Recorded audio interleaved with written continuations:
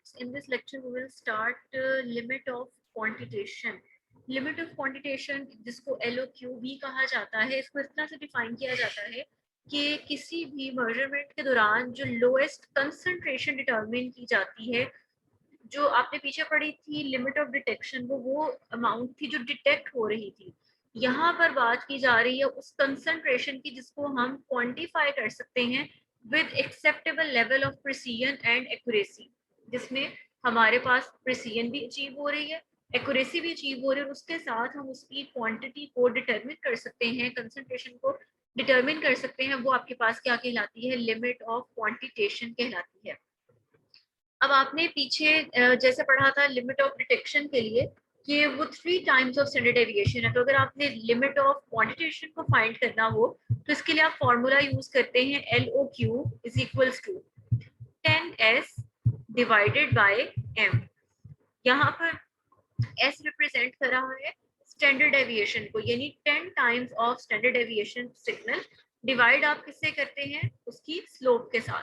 तो यही आपको बता रहे हैं कि हमारे पास जो है कंसंट्रेशन कौन सी है, ये वो कंसंट्रेशन है that gives a signal 10 standard deviation above the blank. ठीक है, स्टैंडर्ड डेविएशन को आप किससे मल्टीप्लाई करेंगे? 10 के साथ करेंगे। दूसरी चीज ये कि हमारे पास जब हमने ये बात की कि जिसके अंदर एक्सेप्टेबल प्रिसीजन हो, तो वो एक्सेप्टेबल लेवल क्या है? It is typically 10 to 20% relative standard deviation depending on the concentration levels measured। यानी हम अपने काम की जो है वो relative standard deviation निकालेंगे, it must be between 10 to 20% RST। उसके बाद हमारे पास जो नेक्स्ट टॉपिक आ जाता है वो है ruggedness and robustness। ये हमारे पास मेथड वैलिडेशन का आखिरी पॉइंट है। अब हम इसको देखते हैं, इसमें से कुछ टर्म्स आप ऑलरेडी कर भी चुके हैं। अच्छा, इसको स्टार्ट करने से पहले हमने एक देखते हैं टर्म रिपीटेबिलिटी। आपने ये पीछे प्रिसीजन में पढ़ी थी। रिपीटेबिलिटी क्या है? It is the long term precision over several weeks for an analysis conducted in the same laboratory. Repeatability क्या थी कि एक ही लैब के अंदर same instrument, same people, same जो है सारे हालात हैं, अगर उसके अंदर एनालिसिस कर रहे हैं और फिर आपकी जो है वो रिजल्ट्स आपको ऑब्टेन हो रही हैं एक ही तरह के, तो ये आपके पास कहला रही थी रिपीटेबिलिटी कहला रही थी।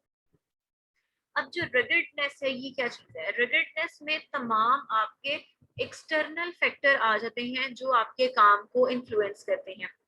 ठीक है, तो इसमें आ जाता है कि ruggedness refers to the precision of one lab over multiple days which में इंक्लूड मल्टीपल एनालिस्ट आ सकते हैं, यानी डिफरेंट लोगों ने एनालिसिस किया, मल्टीपल इंस्ट्रूमेंट, मुख्तलिफ तरह के इंस्ट्रूमेंट से एनालिसिस किया गया, डिफरेंट सोर्सेज ऑफ रिएजेंट। हो सकता है कि आपने एक दफा किसी और कंपनी का रिएजेंट यूज कर लिया, दूसरी दफा किसी और का यूज कर लिया।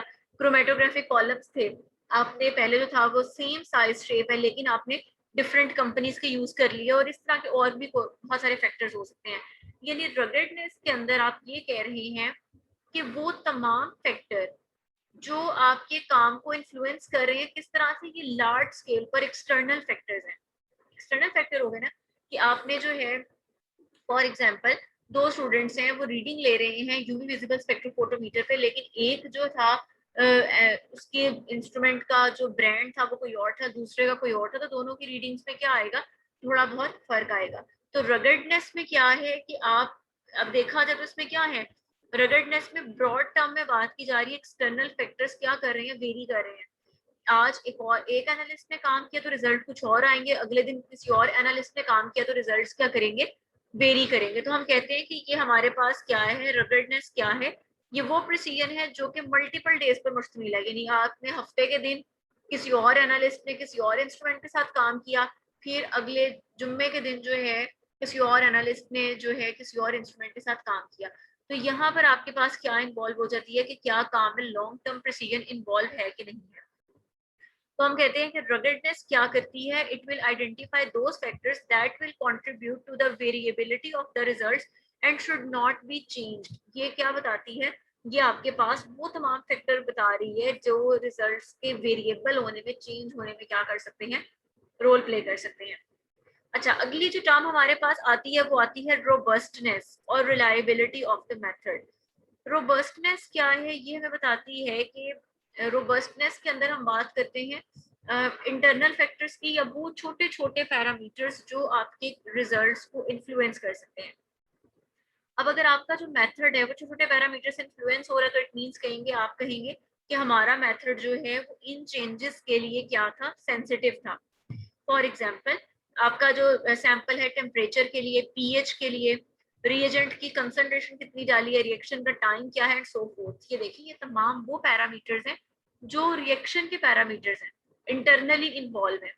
तो अगर आपका मेथड जो है इन तमाम पैरामीटर्स को जो है इनकी टुवर्ड्स स्टेबिलिटी है आपका मेथड, तो आप कहेंगे कि आपका मेथड क्या है, रोबस्ट है।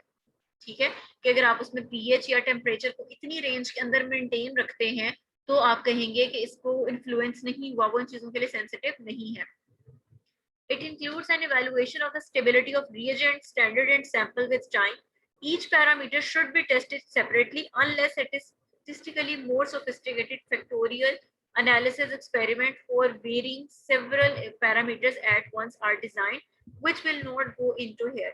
वो कह रहे हैं कि आपको अपने मेथड पे अलग अलग चेक करने पड़ेगा, पीएच को अलग स्टडी करना पड़ेगा, टेम्परेचर को अलग, रिएजेंट कंसंट्रेशन, आपको हर पैरामीटर को अलग अलग स्टडी करना पड़ेगा। फिर आप बताएंगे कि हमारा मेथड इन फैक्टर्स के लिए रोबस्टनेस शो करता है या नहीं करता। ठीक है, वो कह रहे हैं कि आपको इन सबको इंडिविजुअल स्टडी करना पड़ेगा अनटिल एंड अनलेस आपके पास कोई ऐसा स्टैटिस्टिकल फॉर्मूला आ जाए जिसके अंदर आप एक ही वक्त में सारे फैक्टर्स को स्टडी कर सकें, तो वो आपके पास एक एक्सेप्शनल केस है। तो यहाँ तक अगर आप देखें तो दोनों टर्म्स में बेसिक डिफरेंस क्या है। रगेडनेस का मतलब है कि वो तमाम एक्सटर्नल पैरामीटर्स, यानी आपके एनालिस्ट, आपके सॉल्यूशंस जो आपने लिए हैं वो कौन से ब्रांड, कौन सी कंपनी के लिए हैं, इन चीजों पे डिपेंड कर रहे हैं। रोबस्टनेस आपके मेथड की क्या बता रही है कि वो इंटरनल फैक्टर्स, जो छोटे छोटे पैरामीटर्स जो आपके मेथड को इन्फ्लुएंस कर सकते हैं या नहीं कर सकते, पीएच है, टेम्परेचर है, इस किस्म की चीजों को अगर आप करेंगे तो आपकी क्या कहलाएगी, रोबस्टनेस कहलाएगी। Reproducibility आप पहले पीछे पढ़ चुकी हैं। Reproducibility is the analysis of the same sample between labs in which a homogeneous sample is analyzed by multiple labs with one lab serving as the primary comparison lab. Reproducibility का मतलब क्या है कि हम चाहते हैं कि एक सैंपल को अगर हमने डिफरेंट लेबोरेटरी से टेस्ट करवाया तो उसके रिजल्ट्स क्या होने चाहिए, एक ही तरह के आने चाहिए। तो ये चीज क्या कहलाती है, रिप्रोड्यूसिबिलिटी कहलाती है। A reproducibility study generally focuses on bias between labs besides precision. इसमें बेसिकली हमारा जो रोल है वो प्रिसीजन ज्यादा इस बात पर होता है कि क्या सारी जो लैब्स हैं वो एक ही तरह के रिजल्ट्स पे अग्री कर रही हैं या नहीं कर रही। ऐसा तो नहीं, यानी इसमें ये नहीं कि हम चाह रहे हैं कि अगर हमारे पास एक दफा आंसर 10 आया है तो दूसरी लेबोरेटरी का आंसर भी नियर टू 10 आना ही जरूरी है, बल्कि उससे ज्यादा हमारा फोकस इस बात पर होता है कि क्या उनके जो रिजल्ट्स हैं वो इन एग्रीमेंट है भी कि नहीं है। ऐसा तो नहीं कि एक का रिजल्ट 10 है तो दूसरी का 1 हो, इंटायरली ऑपोजिट आ जाए, ऐसा नहीं होना चाहिए। और इसके अलावा यहाँ पर आपको कुछ इंपॉर्टेंट पॉइंट्स दिए गए हैं, इसको अंडरलाइन कर लें। Ruggedness and robustness are often confused. Ruggedness क्या है? It refers to the intermediate day-to-day intra-laboratory precision. Within a laboratory precision की ये बात हो रही है और इसके अंदर वो तमाम पैरामीटर्स आ जाते हैं जो एक लैब के हो सकते हैं, इंस्ट्रूमेंट है, पीपल है, इस किस्म की चीजें। रोबस्टनेस क्या है? ये आपके पास स्मॉल चेंजेस हैं जो कि मेथड की परफॉर्मेंस को इन्फ्लुएंस कर सकते हैं। ठीक हो गया। और उसके बाद एक और चीज अंडरलाइन कर लें कि inter laboratory variability is about double intra laboratory variability। Inter laboratory क्या है? 2 या 3 लेबोरेटरीज के रिजल्ट्स के दरमियान जो वेरिएबिलिटी आती है वो डबल होती है, ज्यादा होती है कंपेयर्ड विद इंट्रा लेबोरेटरी। एक ही लेबोरेटरी के अंदर अगर आपने एनालिसिस को 3 या 4 मरतबा परफॉर्म किया तो आपके पास रिजल्ट्स में उतनी वेरिएशन नहीं आएगी जितनी कि आप अगर डिफरेंट लेबोरेटरीज में वही सैंपल को अगर आप एनालाइज करवाएं तो उसमें जो है वेरिएबिलिटी के चांसेस क्या होते हैं, ज्यादा होते हैं। अब यहाँ तक हमारे तमाम वो पॉइंट्स कवर हो गए जो मेथड वैलिडेशन के लिए रिक्वायर्ड थे। आपने सेंसिटिविटी पढ़ा, सेलेक्टिविटी पढ़ा, फिर उसके बाद आपने स्पेसिफिसिटी देखा, एलओक्यू देखा, एलओडी देखा, रोबस्टनेस, रगडनेस, ये था। आखिर पे आपको बता रही है कि इन सब के लिए जो परमिसिबल लिमिट्स हैं वो क्या होनी चाहिए।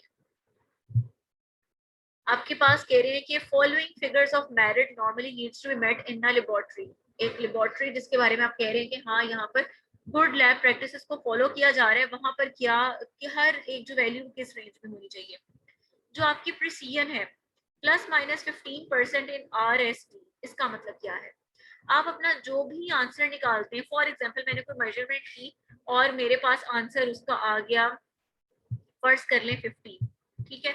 अब इसमें प्रिसीजन कहाँ तक हो सकती है? ±15% का मतलब क्या है कि हमारा आंसर जो है, जो इसकी RSD है, आप वो निकालेंगे, और अगर वो RSD जो है इस वैल्यू से 15 यूनिट कम भी हो सकती है, ज्यादा भी हो सकती है, तो हम कहेंगे कि इस लैब के काम में प्रिसीजन है।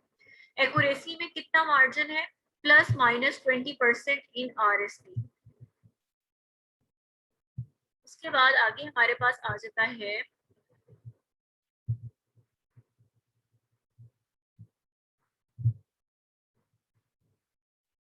LOD। LOD क्या है? 3 standard deviations of the blank over the blank, ये आपने पीछे पढ़ा था, 3s ओवर m आप करते हैं। LOQ क्या है? 10 standard deviation of the sample over the blank, यहाँ पर आपके पास सैंपल आना है, ठीक है। अच्छा, उसके बाद आ जाता है लीनियर रेंज। लीनियर रेंज क्या है? लीनियर रेंज क्या है? The range spanning 50 to 150% of the target analyte value must have a coefficient of determination r square less than and equal greater than and equal to 0.995। 0.995 से आपका answer जो है या तो बड़ा हो या इसके इक्वल हो। इससे अगर आपका आंसर छोटा आता है तो इट मीन्स कि आपके काम में लिनियरिटी नहीं है। और ये पॉइंट हमने कहाँ पढ़ा था? जब हमने ग्राफ प्लॉट किया था, मैंने आपको बताया था आर स्क्वायर की वैल्यू हमें बताती है कि हमारे पास आंसर जो है 0.995, हमने वहाँ कोएफिशिएंट कोरिलेशन जब पढ़ा था तो वहां पर भी हमने ये चीजें पढ़ी थी रिसर्च मेथोडोलॉजी में, कि हमारे पास इसका आंसर जो है नियर टू 1 जितना होगा, इट मीन्स कि उतनी ही काम में लिनियरिटी क्या है, ज्यादा है। स्पेसिफिसिटी का क्या क्राइटेरिया है? कि आपका जो सब्सटेंस का सिग्नल है उसके अलावा कोई और जो इंटरफेयरिंग सिग्नल है वो नहीं होना चाहिए।